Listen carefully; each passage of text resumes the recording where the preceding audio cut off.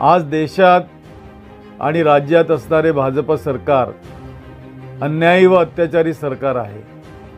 सत्तेवर आल्यापासून देशात आणि राज्यात जाती जातीत धर्माधर्मात मतभेद निर्माण करीत आहेत। ज्या विचारांनी डॉक्टर बाबासाहेब आंबेडकरांनी या देशाची घटना लिहिली, या देशाला संविधान दिलं, त्या घटनेची संविधानाची सरकारकडून पायमल्ली होत आहे।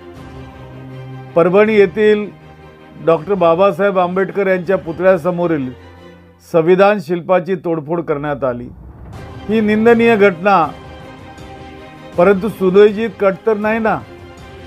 परभणी येथील संविधान शिल्पाच्या तोडफोडीच्या निंदनीय घटनेचा मी तीव्र निषेध करतो।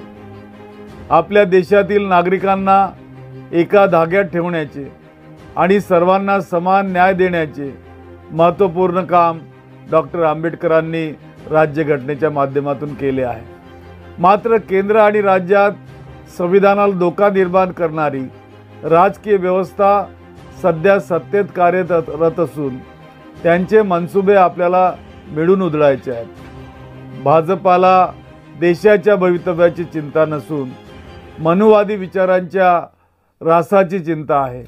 या घटनेवरून हे सिद्ध झाले की राज्यातील भाजप प्रणित सरकारला संविधान बाजूला सारून या देशात आणि राज्यात मनुस्मृती लागू करायची आहे। सध्याच्या काळात धर्मांध विचारांच्या लोकांकडून राज्यघटनेला धोका निर्माण झाला आहे। संविधानिक मूल्यांना पायदळी तुडवून राज्याचा कारभार चालविला जात आहे। परभणी येथे मनुवाद्यांकडून संविधानाच्या शिल्पाची जी तोडफोड करण्यात आली, या प्रकरणी राज्य सरकारने सदर घटनेची तात्काळ दखल घ्यावी। या घटनेच्या आरोपीचा मास्टरमाइंड कोण, हे दंगलीचे कृत्य षड्यंत्र रचून तर केले नाही ना, याचा सखोल तपास करून आरोपींवर कठोरात कठोर कारवाईची मागणी या प्रसंगी मी करतो। तसेच या घटनेच्या निषेधार्थ परभणी शहर आणि जिल्हा बंदला सुद्धा मी या ठिकाणी आपलं समर्थन जाहीर करतो। धन्यवाद। जय भीम, जय संविधान।